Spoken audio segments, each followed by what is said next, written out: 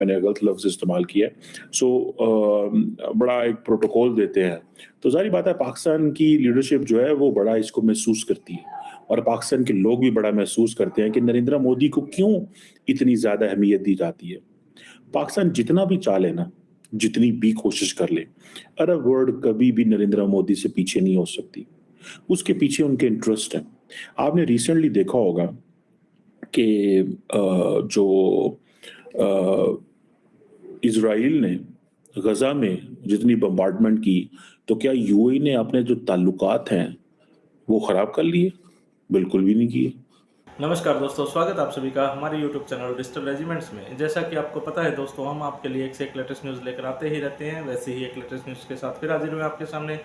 लेकिन उससे पहले अगर अभी तक आपने हमारे चैनल को सब्सक्राइब नहीं किया तो प्लीज़ सब्सक्राइब कर लीजिए, और यही न्यूज़ अगर आप हमारे फेसबुक चैनल पर देख रहे हैं दोस्तों तो हमें फॉलो कर लीजिए। तो दोस्तों, पाकिस्तान का आपको पता ही है, पाकिस्तान के अंदर क्या हालात चल रहे हैं। आतंकवाद वहाँ पर चरम सीमा पर है, और साथ में तानाशाही का भी बोलबाला सिर्फ पाकिस्तान में है, डेमोक्रेसी जीरो है। लेकिन उनको एक चीज़ के लिए वो हमेशा ताक में रहते हैं कि भारत से कोई कुछ बोले और वो उसको प्रोपेगेंडा की तरह यूज करे। जैसे मोदी जी ने पीछे से कहा था कि आप आतंकवाद और आटे में से एक चीज़ को चुने, तो वो भी उन्होंने एक हथियार के तौर पे ये अपना प्रोपेगेंडे के तौर पे उसको यूज़ करने की कोशिश कर रहे थे। लेकिन वो कामयाब तो कभी हो ही नहीं पाते, क्योंकि पाकिस्तान आज तक जितनी भी साजिशें चला है उसमें कभी कामयाब हो भी नहीं पाया है। और साथ में जैसे कि इंडिया के सऊदी अरबिया के साथ में बहुत अच्छे संबंध है और व्यापार भी अच्छा चल रहा है। सऊदी अरबिया इंडिया के अंदर इन्वेस्टमेंट भी बहुत अच्छी तरह से कर रहा है। लेकिन पाकिस्तान को हर चीज़ के लिए जलन हमेशा से रहती है। ये वो आज सऊदी के से इंडिया को अलग करने के लिए पता नहीं क्या क्या प्रोपेगेंडे रच रहा है। इसी से रिलेटेड न्यूज़ है। दोस्तों, न्यूज़ बड़ी अच्छी है, आप अंत तक हमारे साथ जुड़ रही है। चलिए करते हैं न्यूज़ को स्टार्ट। पाकिस्तान और भारत के दरमियान अमूमन कोई ज़्यादा लंबी-चौड़ी ऐसी डिस्कशंस नहीं होती कि जिसमें मीडिया आपस में एक-दूसरे से लड़ रहा हो या मीडिया पर्सन लड़ रहे हों। अमूमन ना भारत पाकिस्तान के बारे में कोई बात करता है, अगर करता है तो वहाँ की लीडरशिप ज़रूर वो कोई ऐसी बात करते हैं जिससे वो पाकिस्तान की सरकार को पिंच कर सकते हो। और पाकिस्तान की जो लीडरशिप है वो भी कोई नहीं बोलती इतना लंबा-चौड़ा। लेकिन जब से प्राइम मिनिस्टर मोदी जो हैं, उन्होंने वो कमेंट किया और उस कमेंट में और ख़ास तौर पे वो जो कमेंट था कि जी कांग्रेस उनको पैसा देना चाहती है, वेल्थ देना चाहती है जिनके ज़्यादा बच्चे हैं। तो अब हुआ ये कि वो जो वीडियो है, उसपे पाकिस्तान के एक सहाफ़ी हैं अहमद मीर साहब, अ, उन्होंने ये कहा कि जो प्राइम मिनिस्टर मोदी की जो स्पीच है, उसमें वो ये कह रहे हैं कि जो अर्बन नस्ल के जो लोग हैं, क्या उनको हम सारी वेल्थ दे देंगे? तो उन्होंने कहा कि एक तरफ जो अरब ममालिक हैं, वो तो मोदी साहब को बड़े हार डालते हैं, उनको बुलाते हैं, उनके गले में हार डालते हैं, उनको इनाम-ओ-इकराम देते हैं। इनाम-ओ-इकराम तो नहीं, लेकिन this is a matter of respect होता है basically, this is not an इनाम-ओ-इकराम। मैंने गलत लफ्ज़ इस्तेमाल किया है। बड़ा एक प्रोटोकॉल देते हैं। तो ज़ाहिर बात है पाकिस्तान की लीडरशिप जो है वो बड़ा इसको महसूस करती है और पाकिस्तान के लोग भी बड़ा महसूस करते हैं कि नरेंद्र मोदी को क्यों इतनी ज़्यादा अहमियत दी जाती है। पाकिस्तान जितना भी चाले ना, जितनी भी कोशिश कर ले, अरब वर्ल्ड कभी भी नरेंद्र मोदी से पीछे नहीं हो सकती। उसके पीछे उनके इंटरेस्ट हैं।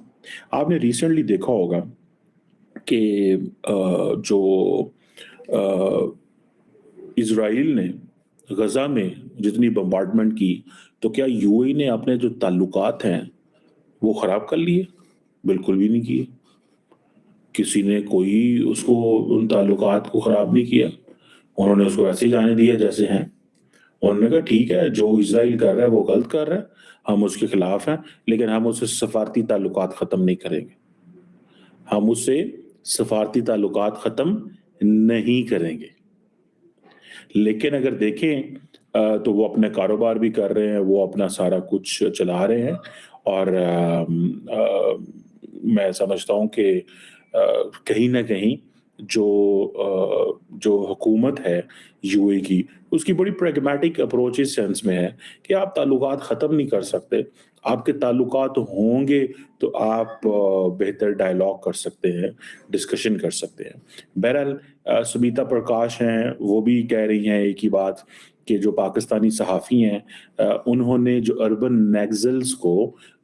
नक्सल की सोच है, उसको अरब नस्ल समझ ली है। अच्छा, इसी तरह इंडिया टुडे देख लें, व्योम न्यूज़ देख लें, प्रिंट देख लें, तमाम जो मीडिया हाउसेज़ हैं, वो ये कह रहे हैं कि पाकिस्तानी जो सहाफ़ी हैं, उन्होंने अर्बन नक्सल देखिए ये नक्सलाइट मूवमेंट तो चल रही है इंडिया के अंदर, बहुत सारे पाकिस्तानियों को नहीं पता कि ये नक्सल कॉरिडोर कौन-सा है और वहाँ पे किस वजह से मूवमेंट चल रही है, क्यों लोग हैं, वो क्यों पुलिस पे हमले करते हैं और क्या चलता रहता है।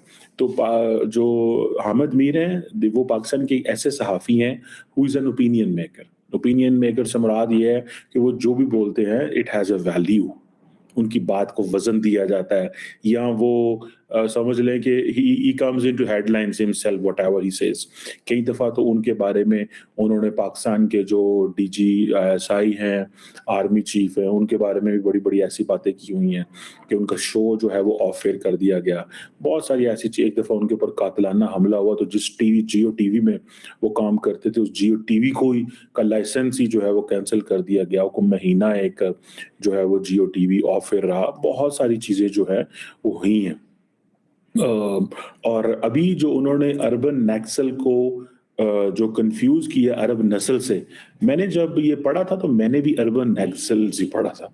मैंने अरब नस्ल नहीं पढ़ा, लेकिन बहुत सारे लोगों ने इसको कन्फ्यूज़ किया है विद अरब नस्ल को और अर्बन नक्सल को, ठीक है ना जी? सो वो ये समझते हैं कि शायद जैसे मैंने पहले कहा ना आपको कि वो कन्फ्यूज़ कर गए। बहुत सारे लोगों को नहीं पता कि एक्चुअली ये नक्सल मूवमेंट क्या है, नक्सलाइट कौन है, ये क्या करते हैं, ये क्यों टारगेट करते हैं और उन्होंने इसको जब महफूज़ कह दिया, तो मीर साहब ने अपने शो के अंदर टीवी शो के अंदर ये कहा कि मोदी साहब को तो अरब ममालिक जो हैं वो वेलकम करते हैं और हमें जो है वो और अरब और मोदी साहब जो हैं वो उनको बड़े अजीब-अजीब किस्म के नाम देते हैं।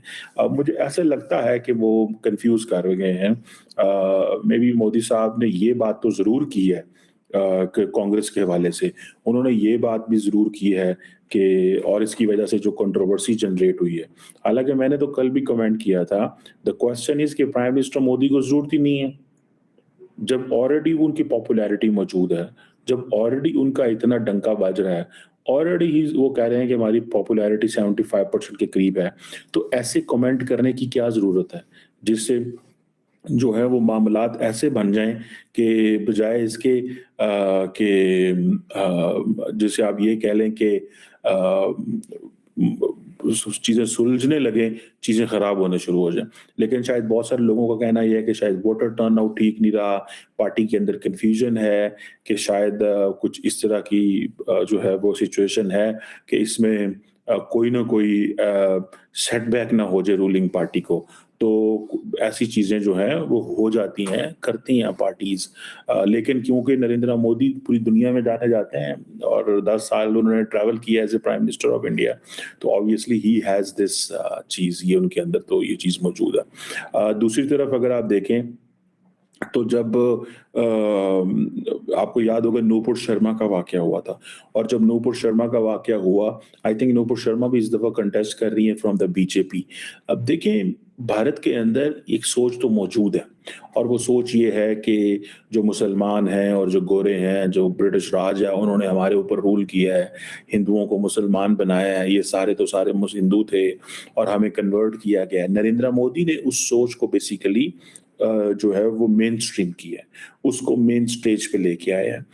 वो डिफरेंट किस्म की लेजिस्लेशन करना चाहते हैं, वो डिफरेंट के कवानीन बनाना चाहते हैं, वो अपने लोगों को बातें बताते हैं। एक तरफ वो कह रहे हैं कि जो हिस्ट्री थी हम उसको रिपीट कर रहे हैं। फॉर एग्ज़ाम्पल जिस तरह राम मंदिर जो बनाया गया, तो राम मंदिर ज़ाहिर बात है वहाँ पे बाबरी मस्जिद थी उसको हटाया, वो 92 में डिमोलिश किया गया, फिर उसके ऊपर एक केस बनाया गया, फिर वो सुप्रीम कोर्ट में गया, फिर नरेंद्र मोदी साहब ने उसके लिए 1 रुपया चंदा दिया कि राम मंदिर बनेगा यहाँ पे एंड देन फिर उन्होंने जब उसका इफ्तिताह किया तो पूरी दुनिया के अंदर उसका शोर मचा। तो द पॉइंट इज़ कि ऑब्वियसली उन्होंने एक दे दी है, डायरेक्शन दे दी है एंड मैं ज़ाती तौर पे समझता हूँ। देखिए क्वेश्चन क्या है? क्वेश्चन ये है, there is a democracy in India and Indian democracy जो है उस पे इंडियन लोग फैसला करेंगे who is to be the next prime minister और किसने पावर में आना है। So let people decide if the people of India do want to decide that we want a Hindu supremacist और हिंदू नेशनलिस्ट और a majoritarian government in India, then let it be. ये लोगों का हक है जो उनको दें। और अगर लोग समझते हैं कि नहीं हमें ऐसा बंदा नहीं चाहिए, तो लेट इट बी, ये भी लोगों का हक है। और क्योंकि अब हुआ ये है कि बहुत सारे लोग इंडिया के अंदर कहते हैं कि जी 1947 में पाकिस्तान तो मज़हब के नाम पे बन गया। तो जो इंडिया है वो भी शायद उसको एक हिंदू रियासत होनी चाहिए, हिंदू राष्ट्र होनी चाहिए। मैं अगले दिन पढ़ रहा था कि जो सरवारकर थे या गोलवारकर थे, ये अगर आप इनको थोड़ा जानें, समझें, पढ़ें और इनको थोड़ा-सा देखने की कोशिश करें, तो आपको एक चीज़ पता चलेगी। और वो क्या चीज़ पता चलेगी? वो ये चीज़ पता चलेगी कि अगर उस वक़्त एट दैट टाइम अगर गांधी जी का कत्ल ना होता, ठीक है? तो तो देखा दोस्तों आपने कैसे-कैसे पाकिस्तानी अपने प्रोपेगेंडे हमेशा से रचते आ रहे हैं और रचते रहेंगे। लेकिन कामयाब कभी हो भी नहीं सकते हैं ये और ना ही हो पाएँगे, क्योंकि इनकी बस नीयत ही इतनी रहती है कि आतंकवाद फैलाएँ या किसी देश को दूसरे देश से अलग करें, ये आगे बढ़ने की कभी सोच ही नहीं सकते। और जो आगे बढ़ने की नहीं सोचेगा वो आगे बढ़ेगा ही नहीं कभी। वो हमेशा दूसरे को गिराने की सोचते हैं और हमेशा ओहदे मुँह अपने मुँह के बल गिर के मुँह की खाते हैं हमेशा से ही। यही पाकिस्तान का नेचर है और यही इसी पर पाकिस्तान जीवित है। दूसरा पाकिस्तान सिर्फ उधार के पैसों से चलता है, उधार के पैसे आज है तो कल नहीं है। कल को IMF ने जैसे ही पैसा देना बंद किया तो पाकिस्तान के वैसे भी तो टुकड़े होने वाले हैं और भी ज़्यादा टुकड़े हो जाएंगे। इसमें कोई पाकिस्तान को तो कुछ लगता नहीं है, क्योंकि वहाँ पे नेता सिर्फ एक पैसे पर जोर देते हैं और अपना अपना पैसा समेट कर भाग जाएंगे। तो दोस्तों न्यूज़ आपको आज की कैसी लगी हमें कमेंट करके ज़रूर बताइएगा। जल्दी हाजिर होते हैं नई न्यूज़ के साथ, तब तक के लिए जय हिंद, जय भारत, वंदे मातरम।